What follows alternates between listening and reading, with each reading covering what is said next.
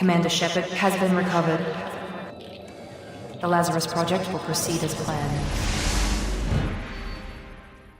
Biopunk has fascinated audiences for decades. Some of the greatest science fiction classics have placed Biopunk at the heart of their stories, including Mass Effect 2. There is a distinct overlap with Biopunk and Cyberpunk. Cyberpunk's focus tends to be toward information, whereas Biopunk is skewed more toward the focus on biology. Cyberpunk usually stops at the physical components, such as cybernetics, and Biopunk is specific to synthetics and biology, although it's not uncommon for both of these features to come together, even within a single character. Biopunk has always been a provocative area. In the early 20th century, famed genetics professor Haldane stated, "There is no great invention, from fire to flying, which has not been hailed as an insult to some god. But if every physical and chemical invention is a blasphemy, every biological invention is a perversion.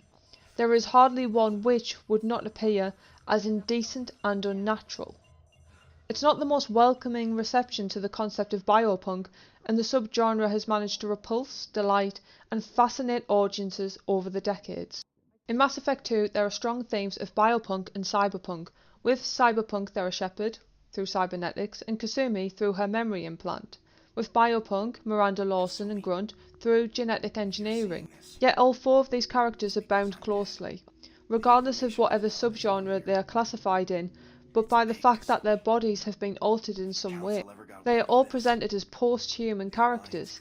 They have reached a state beyond human, and this can either mean elevated to gods or diminished as pariahs, depending upon society's point of view. This is emphasised later in Mass Effect 3, when Ashley contrasts herself to Miranda saying, "I'm a real person, Shepard." Manufacturing biology is a theme that is used effectively throughout Mass Effect 2. The characters that come to represent Biopunk the most are Miranda Lawson and Grunt, who have very similar stories. Both were genetically engineered by men obsessed with their legacies. Genetic creation has long terrified audiences. Jurassic Park is probably the best modern example. The dinosaurs were created through cutting-edge technology combined with naked ambition. The result was that the dinosaurs were the monsters that threatened to kill everyone. This was because it was believed that humans had effectively removed the concept of God. There are even wider parallels with the central story in Mass Effect, as the Reapers themselves are seen as evil gods who were able to biologically alter organic life, through turning people into husks and trapping people through indoctrination. To take a step down from the Reapers though, we end up with Warlord Okea and Henry Lawson, who themselves acted as gods to cause biological alterations for their own ends. In the early 1990s through to the next decade, newspapers were obsessed with test tube babies and designer babies. Much of the coverage was negative and focused upon the ethical questions, particularly when it came to the idea that people were playing God. This was a theme that has been replicated in fiction. Biopunk has also taken on a new dimension with the boom in people researching their family histories, and in genetic research generally. People want to know their genetic history. Henry Lawson and Warlord Okea took this concept forward through wanting to control their genetic futures and the futures of their people. Even in the futuristic setting of Mass Effect, Miranda and Grunt are both viewed as highly unusual for their levels of genetic engineering. It shows it is still a huge ethical consideration and something people still fear, even so far into the future, and with so much technology all around. And this is in a galaxy that deliberately exposes kids to different substances so that they will develop special powers. It may be a fictional galaxy, but hypocrisy is still present. From Jurassic Park to Frankenstein, stories have long examined the fear of the monstrous and modified child.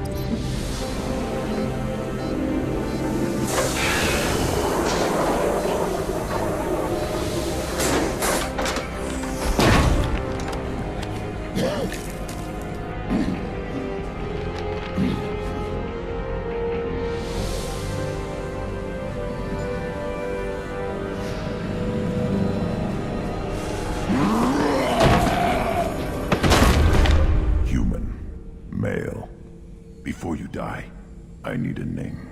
I'm Commander Shepard, and I don't take threats lightly. I suggest you relax. Not your name. Mine. I'm trained. I know things.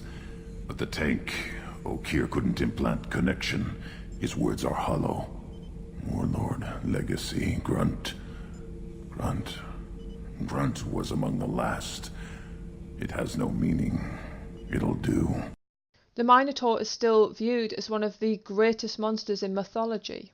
The Minotaur was actually shown to be a punishment for humanity and devoured human lives after being unnaturally created. Grunt and Miranda are treated with suspicion and doubt because of their beginnings. Grunt was created by Okiya to uphold the best of the Krogan. However, because he is an alien, these ideals don't create the same tension that Miranda's creation has, even though she was produced for the exact same reason for humanity. It's easier to view Grunt, his bloodlust, and his desire to be the best Krogan as non-threatening, but Miranda Lawson's creation, and her work with Cerberus, is much more confrontational to the audience, particularly her struggle for self-empowerment. In Miranda's case, her existence was created to enforce a white supremacist ideal and to demonstrate the power of humanity. And unknowingly choosing to keep Lawson straight and not have same-gender romance options also reinforced her creation to uphold heteronormativity. Ultimately, Lawson's story comes not from her incredible contributions towards fighting Reapers, but from destroying the very bigoted ideals from which she was created and trained to uphold. Lawson puts the punk back into biopunk, a subgenre that often fails to live up to that promise. Neither Minotaurs or monsters of Frankenstein, Miranda and Grunt are the products of egomaniacal abusers and are left to find purpose in their own existence and to connect with the galaxy they were brought into in a way unlike anyone else. It is the creators who are the monsters, not because of the pursuit of science, but because of why they did it. Miranda and Grunt's stories are so important because these are two incredibly normal characters who struggle with pride, purpose, and their own self-love because of how they were created. I'm built for strength, but didn't earn it. I just am. I don't have what you do. That fire that makes someone willing to follow you into hell itself.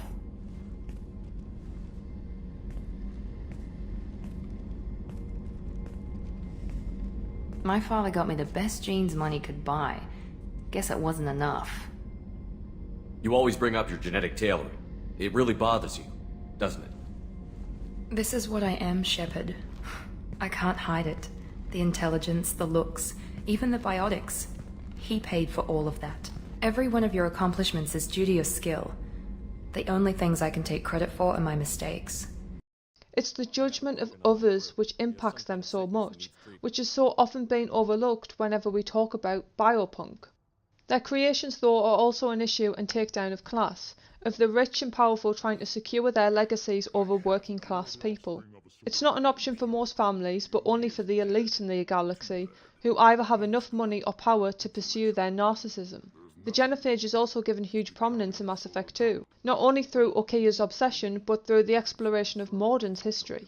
The sterilization of the Krogan was a brutal crime and showed again the violence of states that think they are acting in everyone's best interests, but they cannot possibly when they view certain people as inherently lesser or dangerous.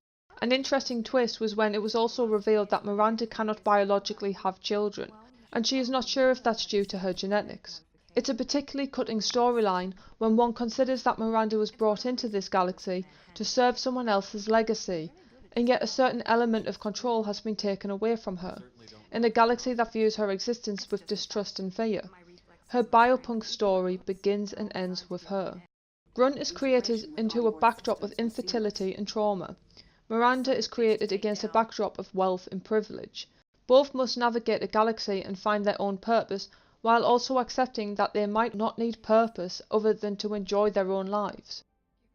Their creation instills in them a sense of responsibility. They want a reason to justify their existence. This has left them with trauma, shame, and even guilt at their survival when they feel that by rights they shouldn't exist. Perhaps this is a huge motivator for why both are so keen to sign up to a suicide mission. If they die in a blaze of glory defending the galaxy, nobody can ever question their legacies again. Yet ultimately they can find peace within themselves and their existence within the galaxy, even if they still search for their place.